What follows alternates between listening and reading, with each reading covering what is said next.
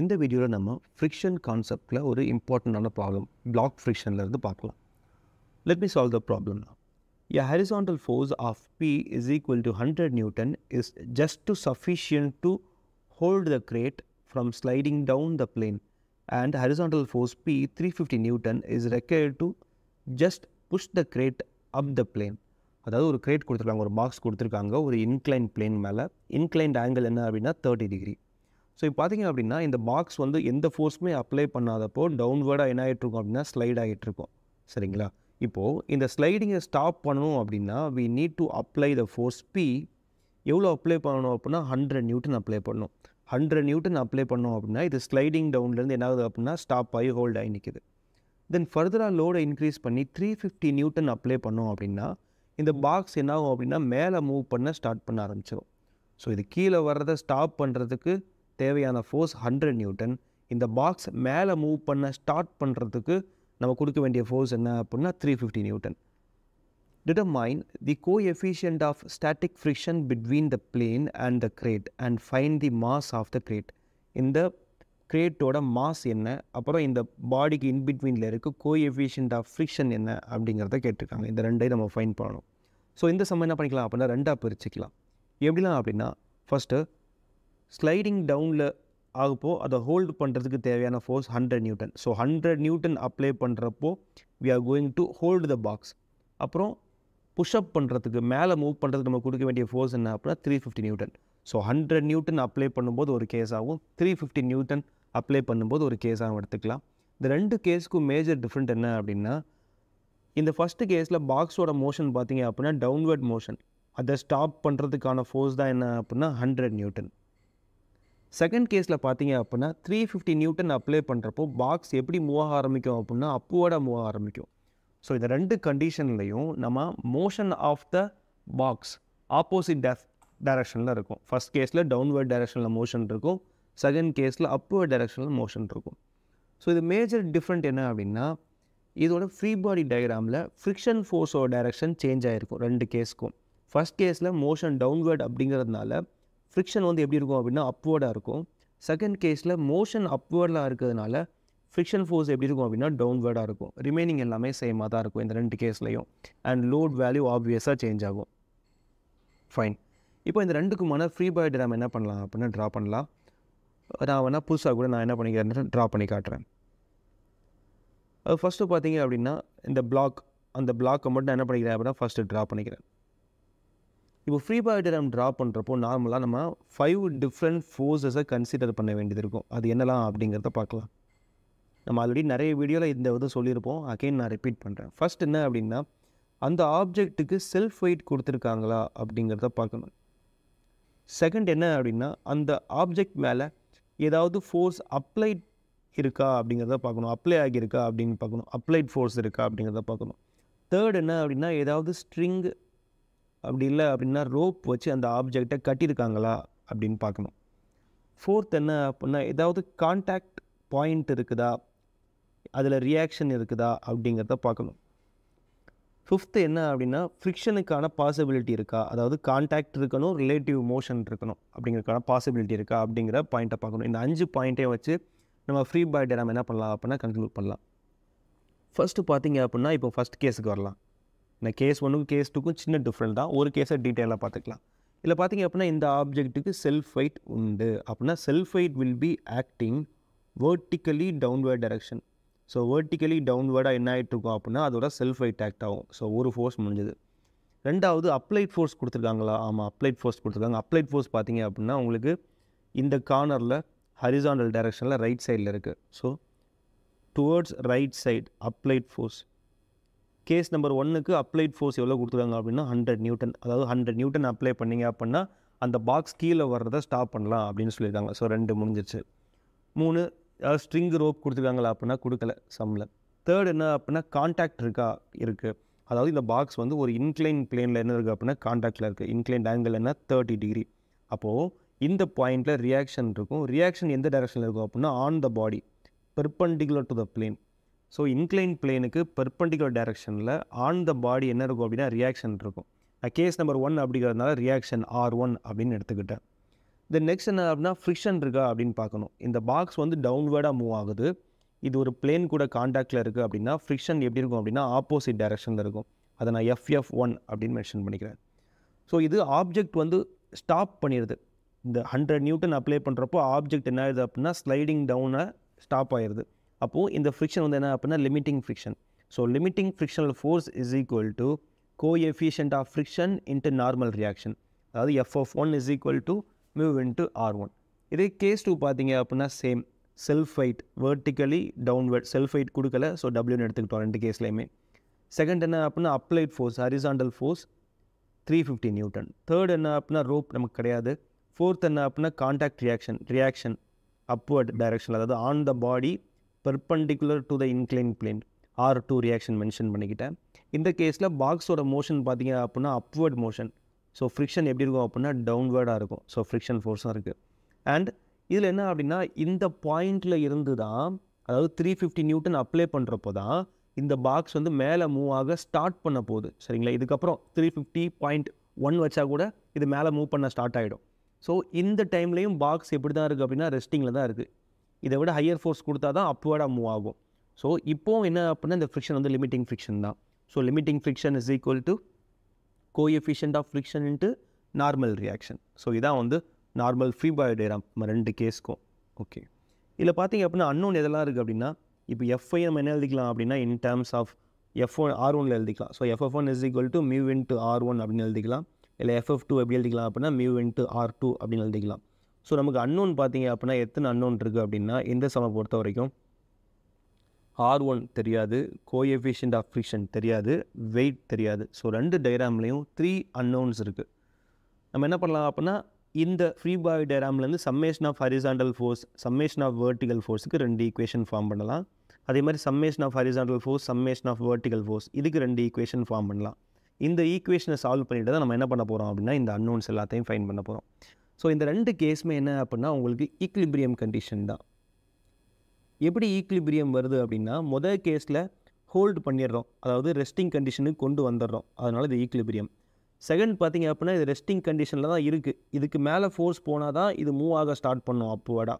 So ரெண்டுமே என்ன அப்படின்னா இது ரெஸ்டிங் கண்டிஷனில் ஆயிருச்சு, இது வந்து டென் டு மூவ், இனிமேல் தான் மூவ் பண்ண ஸ்டார்ட் பண்ண போகிற கண்டிஷனில் இருக்குது. So both conditions are equilibrium. இந்த ரெண்டுலேயுமே summation of horizontal force summation of vertical force வந்து 0 ஆயிரும். ஓகே, இப்போ ஒவ்வொரு கேஸாக பார்க்கலாம். இப்போ கேஸ் நம்பர் 1 எடுத்துக்கிட்டேன். கேஸ் நம்பர் 1 பார்த்தீங்க அப்படின்னா 100 நியூட்டன் அப்ளை பண்ண போகுது, ஸ்லைடிங் டவுன். ஸோ ஃப்ரிக்ஷன் எப்படி இருக்கும் அப்படின்னா ஆப்போசிட் டைரக்ஷனில் இருக்கும். ஃபைன். இப்போ நான் என்ன பண்ண போகிறேன் அப்படின்னா இந்த ஃபோர்ஸை ரிசால்வ் பண்ண போகிறேன். இப்போது இன்க்ளைன் பிளேனில் உள்ள ப்ராப்ளம் எல்லாத்துக்குமே அலாங் த பிளேனை ஹரிசாண்டல்னும் பெர்பெண்டிகுலர் டு த பிளேனை வெர்டிகல்னு எடுத்துக்கிறது ஈஸியாக இருக்கும் ரிசால்வ் பண்ணுறதுக்கு. ஸோ எல்லா பிளேன்லேயுமே எல்லா இன்க்ளைன் பிளேன் வர சம்லையுமே என்ன பண்ணிக்கோங்க அப்படின்னா இந்த மாதிரி கன்சிடர் பண்ணிக்கோங்க. ஸோ நான் அதை வந்து மென்ஷன் பண்ணிக்கிட்டேன். Along the plane horizontal perpendicular to the plane வந்து வெர்டிகல் அப்படிங்கிற மாதிரி என்ன பண்ணிக்கிட்டேன் அப்படின்னா மென்ஷன் பண்ணிக்கிட்டேன். இப்போ அலாங் த பிளேன் ஹரிசாண்டல் அப்படிங்கிறப்போ எதெல்லாம் ஹரிசாண்டல் ஃபோர்ஸ் அப்படின்னா FF1 டைரக்ட் ஹரிசாண்டலாக இருக்குது, அது ஒன்று தான் டைரக்ட் ஹரிசாண்டல். வெர்டிகல் பார்த்தீங்க அப்படின்னா R1 இது மட்டும் தான் என்ன இருக்குது அப்படின்னா டைரக்ட் வெர்டிகலாக இருக்குது. ஸோ இந்த பிளேனுக்கு இன்க்ளைண்டாக இருக்கிறது அதோட செல்ஃப் வெயிட்டும் அப்ளைட் ஃபோர்ஸும். இந்த ரெண்டு ஃபோர்ஸும் தான் இந்த இன்க்ளைன் பிளேனுக்கு இன்க்ளைண்டாக இருக்கிறது. சரிங்களா? ஒன்று ஹரிசாண்டல் ஒன்று வெர்டிகல், இந்த ரெண்டும் முடிஞ்சு போச்சு. இந்த டபிள்யூவும் பியும் மட்டும்தான் இந்த பிளேனுக்கு இன்க்ளைண்டாக இருக்குது. இந்த ஃபோர்ஸை மட்டும் என்ன பண்ணணும் அப்படின்னா ரிசால்வ் பண்ணணும். எப்படி ரிசால்வ் பண்ணுறேன்னு பாருங்கள். அப்படி பார்க்குறப்போ இந்த P அப்படிங்கிற ஃபோர்ஸை ரிசால்வ் பண்ணேன் அப்படின்னா along the plane horizontal and perpendicular to the plane vertical அப்படிங்கிற மாதிரி என்ன பண்ணலாம் அப்படின்னா ரிசால்வ் பண்ணலாம். இப்போ இந்த ஆங்கிள் 30 டிகிரி அப்படிங்கிறதுனால இந்த ஆங்கிள் என்னவாக இருக்கும் அப்படின்னா 30 டிகிரியாக இருக்கும். ஸோ இந்த டேர்ம் பார்த்தீங்க அப்படின்னா P cos 30, தீட்டாக்கு பக்கத்தில் இருக்க டேர்ம் காசு, இது என்ன அப்படின்னா P sin 30 டிகிரி. இந்த மாதிரி என்ன பண்ணிடலாம் அப்படின்னா ரிசால்வ் பண்ணிடலாம். ஸோ அந்த மாதிரி ரிசால்வ் பண்ணிக்கிறேன்.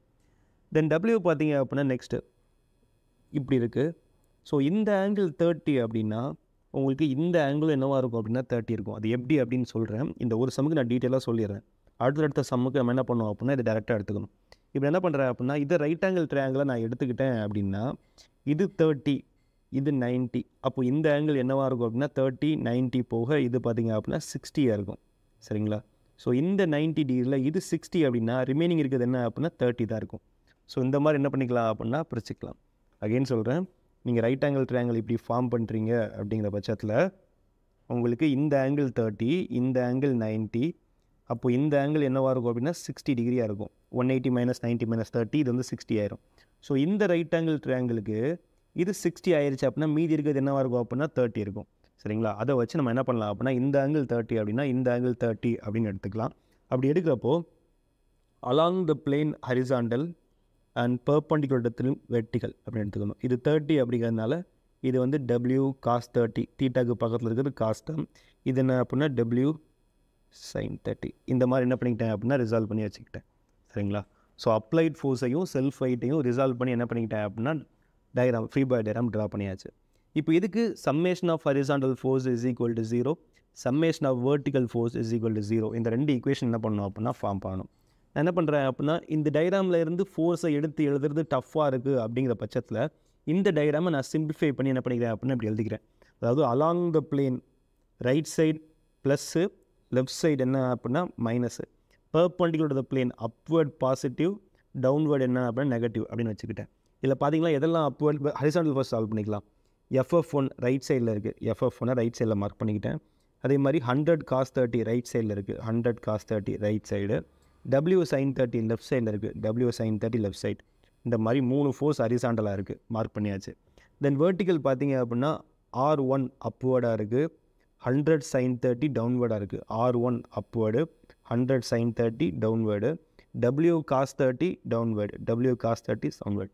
ஸோ மொத்தம் 1 2 3 4 5 6 6 என்ன பண்ணிட்டேன் அப்படின்னா நான் மென்ஷன் பண்ணிட்டேன். இப்போது நான் ஹரிசாண்டலை மொத்தம் எடுத்துக்கிறேன். ஹரிசாண்டலை மொத்தம் எடுத்தேன் அப்படின்னா எதெல்லாம் ப்ளஸ்ஸு FF1 அதை வந்து μR1 அப்படின்னு எழுதிக்கலாம், அது பாசிட்டிவ். தென் 100 cos 30 பாசிட்டிவ், W sin 30 மட்டும் நெகட்டிவ் சைடு. அதே மாதிரி வெர்டிகல் எடுத்துக்கிட்டேன் அப்படின்னா R1 positive, 100 sin 30 negative, W cos 30 negative, downward ஆகிறதா நெகட்டிவ். இந்த ரெண்டு ஈக்குவேஷனை என்ன பண்ணிக்கிறேன் அப்படின்னா ஃபார்ம் பண்ணிவிட்டு அதை நான் சிம்பிளிஃபை பண்ணி வச்சுக்கிறேன். இப்போ 100 cos 30க்கு வேல்யூ போடுறேன், sin 30க்கு வேல்யூ போட்டு வச்சுக்கிறேன். sin 30னா 0.5, 100 cos 30 அப்படிங்கிறது 86.6. அதை நான் இந்த பக்கம் கொண்டு வந்துட்டேன். அந்த மாதிரி என்ன பண்ணுறேன் அப்படின்னா ஈக்குவேஷனை சிம்பிளிஃபை பண்ணி வைக்கிறேன். இது சிக்மா H ஈக்குவேஷனுக்கு, இது சிக்மா V ஈக்குவேஷனுக்கு. இப்போ இந்த சிக்மா V ஈக்குவேஷன் பார்த்தீங்க அப்படின்னா R1 இதை இந்த பக்கம் கொண்டு போயிட்டேன் அப்படின்னா R1 is equal to 50 + 0.866 W வருது. R1க்கு இன் டேர்ம்ஸ் ஆஃப் Wல வேல்யூ போட்டுக்கிட்டேன். அதை தூக்கி நான் என்ன பண்ண போகிறேன் அப்படின்னா இந்த R1 இடத்துல சப்ஸ்டியூட் பண்ண போகிறேன். சப்ஸ்டியூட் பண்ணிட்டேன். இந்த ஈக்குவேஷனில் R1க்கு பதிலாக இதை தூக்கி என்ன பண்ணியாச்சு, சப்ஸ்டியூட் பண்ணியாச்சு. இதையும் போட்டு என்ன பண்ணுறேன் அப்படின்னா சிம்பிளிஃபை பண்ணி வச்சுக்கேன். 50 × μ, 0.86 W × μ, அதுக்கப்புறம் -0.5 W, 86 இந்த பக்கம் ஒன்று பண்ணாங்கன்னா +86.6 இஸ் ஈக்குவல் டு 0 அப்படின்னு ஈக்குவேஷன் 1 ஃபார்ம் பண்ணி வச்சுக்கிறேன். இந்த ஈக்குவேஷன் 1ங்கிறது கேஸ் 1 ரிசால்வ் பண்ணதுக்கப்புறம் எனக்கு கிடைக்கக்கூடிய ஈக்குவேஷன். இதே மாதிரி நான் என்ன பண்ணுறேன் அப்படின்னா கேஸ் 2 அப்படிங்கிறது என்ன அப்படின்னா உங்களுக்கு 350 நியூட்டன் லோடு அப்ளை பண்ணுவீங்க. பாக்ஸ் வந்து மேலே மூவ் ஆக ஸ்டார்ட் ஆகும். அப்படின்றப்போ ஃப்ரிக்ஷன் ஃபோர்ஸ் எப்படி இருக்கும் அப்படின்னா ஆப்போசிட் டைரக்ஷனில் இருக்கும். ஸோ அதே மாதிரி நான் என்ன பண்ணிக்கிட்டேன் அப்படின்னா ரிசால்வ் பண்ணி வச்சுக்கிட்டேன். சேம் உங்களுக்கு 100க்கு பதிலாக போன கேஸில் 100 வந்திருக்கும், இல்லை 350 வந்திருக்கும். தென் போன கேஸில் ஃப்ரிக்ஷன் ஃபோர்ஸ் அப்வேர்டாக இருக்கும், இல்லை டவுன்வேர்டு வந்திருக்கும். அவ்வளோதான் சேஞ்சு. போன சம்முக்கும் இந்த சம்முக்கும் சேஞ்ச் என்ன அப்படின்னா லோட் வேல்யூ என்ன அப்படிங்கிறது அதில் 100 நியூட்டன் இல்லை 350 நியூட்டனாக சேஞ்ச் பண்ணிக்கணும். அதில் ஃப்ரிக்ஷன் வந்து லெஃப்ட் சைடு இருக்கும், ரைட் சைடு இருக்கும், இதில் வந்து லெஃப்ட் சைடு மாற்றிக்கணும். அதே மாதிரி மாற்றிக்கிட்டேன். மாற்றிட்டு நான் என்ன பண்ணுறேன் அப்படின்னா சேம் நான் ஈக்குவேஷனை ஃபார்ம் பண்ணிக்கிறேன். சிக்மா ஹச்சுக்கு ஒரு ஈக்குவேஷன், சிக்மா விக்கு ஒரு ஈக்குவேஷன், ரெண்டையும் நான் என்ன பண்ணுறேன் அப்படின்னா சிம்பிளிஃபை பண்ணி வச்சுருக்கேன். தென் இதுலேருந்து R2 in terms of W போன கேஸ்க்கு என்ன பண்ணனோ அது அப்படியே நான் என்ன பண்ணுறேன் அப்படின்னா ரிப்பீட் பண்ணுறேன். இதை அப்படியே செக் பண்ணிக்கோங்க. பர்டிகுலராக இந்த சம்மை நீங்கள் லிசன் பண்ணுறீங்க அப்படின்னா ஒரு பேப்பர் எடுத்து நீங்கள் ஈக்குவேஷன் ஃபார்ம் பண்ணுங்கள், ஃப்ரீ பாடி டயக்ராம் ட்ரா பண்ணுங்கள், தென் ஈக்குவேஷனை சால்வ் பண்ணுங்கள். இது ஜஸ்ட்டு லிசன் பண்ணுறது மூலமாக இதுலேருந்து எதையுமே கெயின் பண்ண முடியாது. எப்படி சால்வ் பண்ணலாம் அப்படின்னு தெரிஞ்சுக்கலாம். பட் சால்விங் ப்ராக்டிஸ் இல்லை, ஈக்குவேஷனை சால்வ் பண்ண முடியல அப்படின்னா இந்த சம்மை லிசன் பண்ணி கம்ப்ளீட்டாக வேஸ்ட் தான். ஸோ இந்த வீடியோவை பார்க்குறீங்க அப்படின்னா ஒரு பேப்பர் எடுத்துகிட்டு இந்த சம் அப்படியே செஞ்சே பாருங்கள். ஓகேங்களா? ஸோ போன கேஸில் என்ன பண்ணணும் அதே மாதிரி இந்த கேஸ்க்கு பண்ணுறேன். இந்த கேஸ்க்கு லோடோட வேல்யூ மாறி இருக்குது, ஃப்ரிக்ஷனோட டைரக்ஷன் என்ன இருக்குது ஆப்போசிட்டாக மாறி இருக்குது. ஸோ ஈக்குவேஷன் ஃபார்ம் பண்ணி நான் என்ன பண்ணிட்டேன் அப்படின்னா போன மாதிரியே ஒரு சிங்கிள் ஈக்குவேஷனை ரெடி பண்ணி வச்சுக்கிறேன். இதை ஈக்குவேஷன் 2. ஸோ இந்த ஈக்குவேஷன் என்ன அப்படின்னா கேஸ் 1ல் உள்ள ஈக்குவேஷன். இது ரெண்டையும் நான் என்ன பண்ணுறேன் அப்படின்னா ஒரு சிங்கிள் ஃபார்மெட்டு கொண்டு வந்துக்கிறேன். அதாவது அன்னோன் எல்லாம் லெஃப்ட் சைடும், நோன் எல்லாம் ரைட் சைடும், இந்த மாதிரி கொண்டு வந்துக்கிறேன். இது இந்த ஈக்குவேஷன். போன ஈக்குவேஷனில் வந்து என்ன பண்ணுறேன் அப்படின்னா 86 மாதிரி இந்த பக்கமே கொண்டு போய் வச்சுக்கிட்டேன். இந்த ரெண்டு ஈக்குவேஷனை எழுதிக்கிறேன் செப்பரேட்டாக. இதில் பார்த்தீங்க அப்படின்னா 0.866 WMU 0.866 WMU இருக்குது. அப்போ இந்த ரெண்டு ஈக்குவேஷனையும், அதாவது ஈக்குவேஷன் 2 மைனஸ் ஈக்குவேஷன் 1 போட்டேன் அப்படின்னா, 2 மைனஸ் 1 போட்டேன் அப்படின்னா இந்த டேர்ம் மைனஸு, இது மைனஸு, இது ப்ளஸ் ஆயிரும், இது ப்ளஸ் ஆயிரும், இந்த ரெண்டு டேர்மும் கேன்சல் ஆயிரும். ஸோ ரிமைனிங் உள்ளதை மைனஸ் பண்ணி இங்கே எழுதிக்கிட்டேன். இதிலிருந்து W in terms of mu எழுதிக்கிறேன். மியூ எந்த பக்கம் போயிட்டேன் அப்படின்னா W is equal to 389.7 minus 125 mu. So இந்த W தூக்கி நான் என்ன பண்ணுறேன் அப்படின்னா, இந்த ரெண்டு ஈக்குவேஷனில் ஏதாவது ஒரு ஈக்குவேஷனில் சப்ஸ்டிட் பண்ணலாம். நான் என்ன பண்ணுறேன் அப்படின்னா, மொதல் ஈக்குவேஷனில் போய் சப்ஸ்டிட் பண்ணுறேன். Wக்கு பதிலாக 389.7 minus 125 மியூ, ரெண்டு Wக்கு பதிலாக என்ன பண்ணுறேன் அப்படின்னா சப்ஸ்டிட் பண்ணுறேன். பண்ணதுக்கப்புறம் என்ன கிடைக்குது அப்படின்னா மியூ கிடச்சிருது. மியூ வந்து 0.256. நார்மலாக அந்த மாதிரி பிளாக் ஃப்ரிக்ஷனுக்கு எல்லாமே கோஎஃபிஷியன்ட் ஆஃப் ஃப்ரிக்ஷன் 0.2லேருந்து 0.35க்கு உள்ளே இருக்கும். ஸோ அதுக்குள்ளே உங்களுக்கு ஆன்சர் வருது அப்படின்னா மியூ வேல்யூ கரெக்டுன்னு என்ன பண்ணிக்கலாம் அப்படின்னா மைண்டில் வச்சுக்கலாம். தென் அந்த மியூ வேல்யூவை தூக்கி நான் என்ன பண்ணணும் அப்படின்னா இந்த வேல்யூவில் போட்டேன் அப்படின்னா எனக்கு W கிடச்சிரும். W is equal to 389.7 minus 125 mu. நான் மியூக்கு பதிலாக என்ன பண்ணுறேன் அப்படின்னா 0.256 சப்ஸ்டிட் பண்ணுறேன். அப்போது W என்ன கிடைக்குது அப்படின்னா 357.7 Newton. So W is equal to mass into gravity. நமக்கு மாஸ் தான் வேணும் அப்படின்னா W by gravity போட்டோம் அப்படின்னா gravity value 9.81. So 357.7 divided by 9.81 போட்டேன் அப்படின்னா 36.5 kg. இதுதான் அந்த பிளாக்கோட வெயிட். That's it. ஸோ இந்த மாதிரி ஃப்ரிக்ஷன் ப்ராப்ளமில் ரொம்ப கேர்ஃபுல்லாக இருக்க வேண்டியது வைல் டிராயிங் அ ஃப்ரீ பாடி டயக்ராம். எந்த ஃபோர்ஸையும் மிஸ் பண்ணிடக்கூடாது. ப்ராப்பராக ஃப்ரீ பாடி டயக்ராம் ட்ரா பண்ணணும். அண்ட் ஈக்குவேஷன் சால்விங், ஈக்குவேஷனில் மைனஸ் ப்ளஸ் எந்த மிஸ்டேக்கும் பண்ணாமல் ஈக்குவேஷனை ப்ராப்பராக சால்வ் பண்ண தெரியணும். இந்த சம்மில் நான் மேனுவலாக ஈக்குவேஷன் சால்வ் பண்ண சொல்லி கொடுத்துருக்கேன். இது கேல்குலேட்டரில் என்ன பண்ணலாம் அப்படின்னா இன்னும் கொஞ்சம் ஷார்ட்டாக முடிக்கலாம். ஸோ நெக்ஸ்ட்டு வர வீடியோவில் கேல்குலேட்டரில் எப்படி ஈக்குவேஷன் ஃபார்ம் பண்ணுறது அப்படிங்கிறதையும் நான் டீச் பண்ணுறேன். தேங்க்யூ.